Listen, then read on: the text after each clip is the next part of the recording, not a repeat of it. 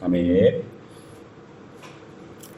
오늘 본문은 솔로몬이 온 이스라엘의 왕이 되어서 여러 행정 조직과 인재들을 통해서 나라를 통치하고 있는 모습을 우리에게 보여주고 있습니다. 솔로몬의 행정 조직의 특징을 보면 신구의 조화가 잘 이루어진 것 같습니다. 솔로몬은 다윗 왕의 통치기에 활동했던 사람들, 그리고 필요한 조직들을 지키면서도 새로운 인재와 조직들을 편성하여 아버지 다윗의 통치 체계를 계승하는 동시에 자신의 시대에 맞는 것들을 새롭게 편성하게 된 것입니다. 놀라운 것은 솔로몬 왕이 그 나라 안에 지켜야 할 것과 변화시켜야 할 것들을 잘 알고 있었던 것입니다. 늘 어떤 조직이나 공동체가 시간과 공간 속에서 살아내기 위해서는 지켜야 할 것과 변해야 할 것들을 잘 분별하는 능력이 필요합니다. 만약 너무 지키기만 하면 상황 파악과 유동성이 떨어지게 되고 너무 변화만 추구하면 정체성이 위협을 받게 되기 때문일 것입니다. 이럴 때 우리에게 정말 필요한 것이 바로 지혜입니다. 솔로몬의 지혜는 솔로몬에게서부터 온 것이 아니라 하나님께로부터 온 것임을 우리는 앞의 구절들을 통해서 보게 되었습니다. 그렇다면 여러분, 하나님께로부터 온 지혜의 정체가 무엇일까요? 솔로몬이 지혜를 구할 때 솔로몬은 백성을 재판하여 선악을 분별하는 듣는 마음을 달라라고 기도합니다. 그래서 어떤 학자는 솔로몬이 구했던 지혜, 하나님께서 솔로몬에게 주었던 지혜는 듣는 마음이라고 정의합니다. 그 듣는 마음은 하나님의 말씀을 듣는 것, 또한 신하의 말을 듣는 것이라고 해석하기도 합니다. 어찌되었던 솔로몬은 이스라엘의 참된 왕이 되신 하나님의 뜻을 쫓아서 지켜야 할 것과 변화시켜야 할 것 등을 분별하고 그 속에 적재적소의 사람들을 배치하여 자신에게 주어진 하나님의 지혜가 그들을 통해 이스라엘 온 지역으로 펼쳐나가게 한 것입니다. 오늘 본문을 통해 우리는 왕이 된 솔로몬의 사명을 다시 한번 살펴볼 수 있습니다. 여러분, 솔로몬은 왕이 되었습니다. 왕이 된 솔로몬에게 가장 중요한 것은 자기 자신의 사리사욕을 채우는 것이 아니라 하나님의 말씀을 듣고 그 말씀을 따라 자신의 권한을 사용하는 것입니다. 또한 이와 똑같은 맥락으로 백성들의 상황과 진실된 말을 듣고 자신의 권한을 사용하는 것입니다. 그래서 오늘 본문의 앞구절에 보면 그 창기의 그 재판을 볼 수 있고 그것 또한 하나님의 선한 통치가 솔로몬을 통해 그 백성 저 밑까지 전달되는 모습을 우리에게 보여주고 있는 것입니다. 솔로몬은 자신에게 주어진 권한을 통해 자신을 이롭게 하는 것이 아니라 그 권한을 통해 하늘로부터 오는 신령한 은혜들이 이스라엘 전역에 또한 아무도 관심 없는 어느 시골이나 아무도 관심 없는 어떤 이에게까지 전달되도록 하는 것이 그의 사명이었던 것입니다. 그래서 솔로몬에게는 조직과 체계가 필요했고 그 조직과 체계를 채울 사람들이 필요했던 것입니다. 이 여러 조직과 체계 중에 여러분 5절 마지막에 보면요, 왕의 벗이라는 용어가 나타납니다. 왕의 벗, 여러분 매일 성경 오른편을 보시면 이렇게 기록하고 있습니다.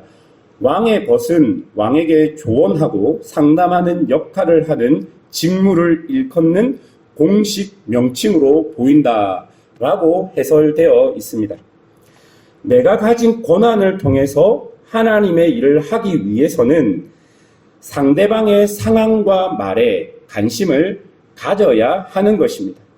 아무리 왕이라고 할지라도 왕의 벗이라는 이 공식적인 자리에 앉은 사람은 이 왕의 벗이라는 사람의 말을 들어야 했던 것입니다. 이런 소통을 통해서 솔로몬의 왕국은 편안하게 하나님의 뜻이 저 끝까지 전달되고 그곳으로 통치되는 나라가 된 것입니다. 여러분, 이것을 통해 우리가 명확하게 알 수 있는 것은 지금 솔로몬이 이스라엘의 왕이지만 이스라엘을 실질적으로 통치하고 있는 것은 하나님의 말씀이라는 것을 우리가 볼 수 있는 것입니다. 솔로몬은 자기가 가진 힘을 통해 자기를 위해서 쓰는 것이 아니라 그 자기가 가진 힘을 통해 조직과 행정을 개편하고 그 속에 사람을 채움으로 하나님의 신령한 지혜가 자신과 그 조직과 그 사람을 통해 이스라엘 저 밑까지 전달되도록 하였다는 것입니다. 그것이 바로 하나님의 통치가 그 나라 가운데 있다는 증거가 되는 것입니다. 여러분, 오늘 이 말씀을 우리에게 그리고 나에게 어떻게 적용할 수 있을까요? 내가 하나님의 말씀을 순종하고 다른 사람의 진실된 조언을 들을 수 있는 가장 근본적인 마음이 무엇일까요? 그것은 바로 탐욕이 없는 마음일 것입니다. 내가 가진 권한으로 내가 원하는 것을 이루기만 원한다면 그것은 하나님의 뜻이 나의 권한을 통해 다른 사람에게 전달되거나 또한 다른 사람의 소리들이 나에게 진지하게 들리지 않을 것입니다. 만약 그렇게 된다면 하나님이 나와 우리를 위해 일하시는 것들이 우리 안에서 서로 소통될 수 없고 전달될 수 없는 것입니다. 여러분, 우리 안에 탐욕을 경계해야 하는 것이죠. 만약에 솔로몬 안에 자신을 이롭게 하는 탐욕의 마음이 자리 잡고 그것이 자신의 권한을 통해서 사리사욕적으로 이용되게 될 때 솔로몬은 타락하게 될 것이고, 그것이 열왕기상 뒷부분에 보면 솔로몬의 타락과 아주 많이 붙어 있는 것을 우리가 볼 수 있는 것입니다. 여러분, 핵심은 나를 통해 하나님이 나타내실 그 하나님의 뜻이 나의 탐욕과 욕심의 영향을 최대한 받지 않고 다른 사람 혹은 우리 공동체에게 어떻게 전달될 수 있느냐, 이것이고 또한 우리 자녀들에게 어떻게 전달될 수 있느냐일 것입니다. 이런 맥락에서 여러분 삶에서 이런 하나님의 말씀, 하나님의 뜻을 어떻게 적용할지를 생각해 보아야 할 것입니다. 오늘 본문은 우리에게 이야기합니다. 솔로몬이 가졌던 마음은 듣는 마음이라고 분명하게 이야기하고 그 듣는 마음은 하나님께로부터 오는 지혜라고 이야기합니다. 이런 듣는 마음, 그것이 있어야지 나의 탐욕이 아니라 하나님의 뜻을 잘 듣고 또 다른 사람들의 말들을 잘 들을 수 있게 되는 것이죠. 내가 가진 권한, 내가 가정에서 가진 권한, 교회에서 가진 권한을 통해서 나를 채운다면 그것은 아무런 의미가 없을 것입니다. 그리고 그것은 하나님의 뜻이 나를 통해서 이루어지는 그 하나님의 통치가 나타나는 것이 아니라 나의 욕망과 나의 탐욕만이 나타나게 될 것입니다. 이제 조금 있으면 교회가 직분자를 세우게 됩니다. 하나님께서 직분을 주신 이유는 그 직분자들을 통해 하나님의 선한 뜻이 교회 안에 편만하게 전달되도록 하기 위해서 직분자들을 세우게 되는 것입니다. 그리고 여기에 이미 직분자들이 있을 것입니다. 여러분의 직분을 통해 교회 안에 선한 하나님의 뜻이 전달되고 있는지, 여러분의 탐욕과 공동체의 탐욕이 여러분의 직분을 통해서 드러나는 것이라면 그것들을 끊어버리고 여러분이 기도하고 여러분 안에 있는 듣는 마음, 선한 마음을 통해 여러분의 공동체를 이롭게 하는 직분으로 사용되어져야 할 것입니다.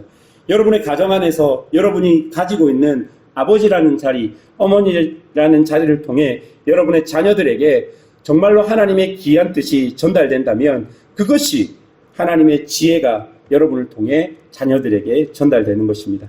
이와 반대적으로 여러분의 탐욕이 아이들에게 전달된다면 아이들은 여러분의 탐욕 안에서 탐욕스러운 자들로 자라가게 될 것입니다.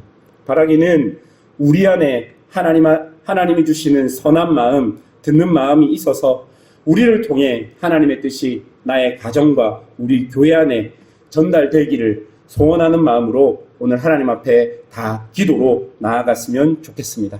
함께 기도하겠습니다.